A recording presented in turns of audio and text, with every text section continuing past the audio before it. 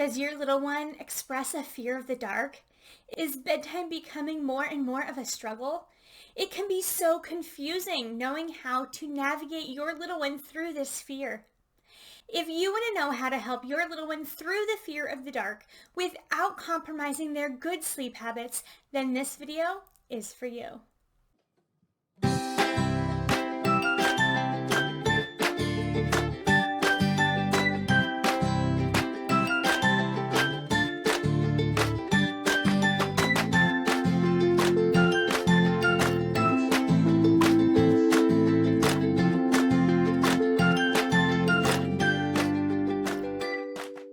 Hello, I'm Haley Hennahan with Littlesleepersanddreamers.com, and I am your pediatric sleep consultant.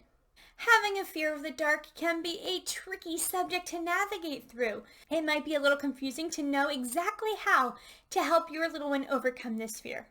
So let's start at the beginning of where this might be coming from. So we all know that the best sleep environment is a super dark room. You put your baby down with absolutely no light, no artificial light, no sunlight, nothing. That is the ideal environment because it helps their bodies produce that melatonin to help them sleep. Now, as they get older, they begin to get an imagination, and that is where this fear of the dark comes in. Because once they get this imagination around age 2 or 3, then they start to become afraid of the dark. So what can you do to help your little one through it? First of all, you don't want to compromise their super dark room. You want to keep them in the darkest room possible because we want the best sleep for them. What you can do is offer some very low lighting options. Now, red light is the least intrusive light. So some suggestions would be a salt lamp or a hatch clock set on red. You want it to be at the dimmest as well. So before you bring any light in, you want to make sure that your child is expressing the fear and that it's not coming from you. So you need to wait for your child to tell you that it's too dark or that they're scared of the dark before you introduce this light, because we want them to be in the darkest room possible. When you introduce either a salt lamp or a hatch clock, you want to either do one of two things. You can immediately bring it in and put it on that lowest setting. Or if your child is a little older and they're not quite sure that that dim light is dark enough, then go ahead and crank it up to the brightest setting.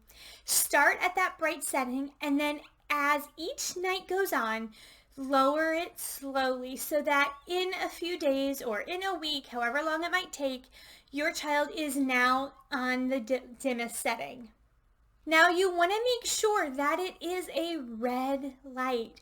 If you go ahead and just bring any old nightlight in, it could disrupt their sleep, causing night wakings or bedtime battles. So you want to make sure that they are having the best quality sleep. Now, if you already have a little light in their room, I want you to go in and take a look around. So turn off the lights, have the little light on that they usually have. Be in their environment when they are falling asleep. Maybe even sit right on their bed and look around the room. Do they have something hanging on the wall that could be casting some strange shadows? Look around and see if there's anything that could be causing this fear. If there's something on the wall, maybe take it down and see if that helps. So we never know how things might look to your child in the dark if we're not actually in there taking a peek ourselves. So be very vigilant about how their room looks when they are falling asleep. The next thing you can do is have some fun with low lighting.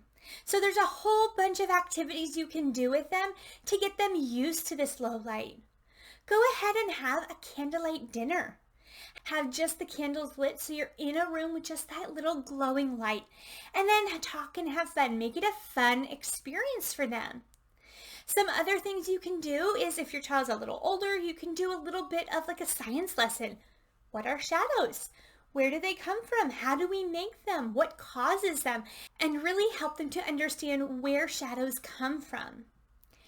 The next thing you can do is have flashlight play.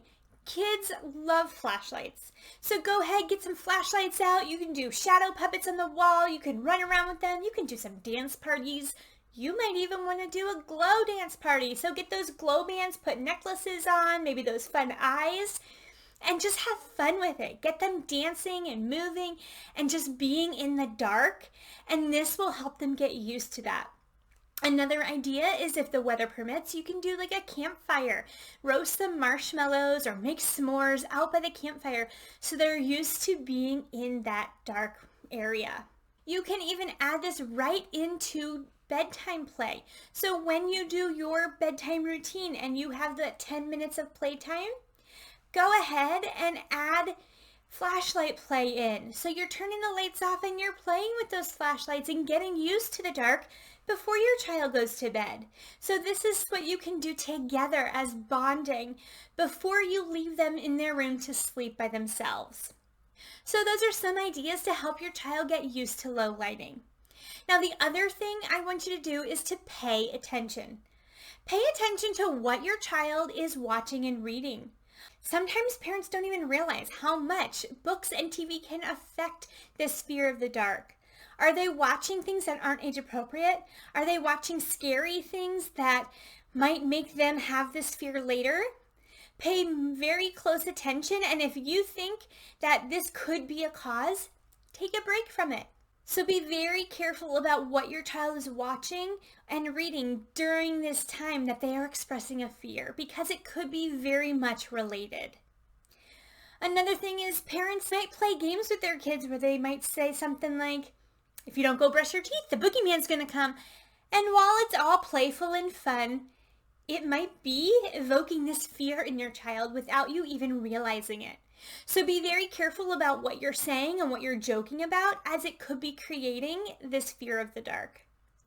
The last thing you can do is have conversations about real and make-believe.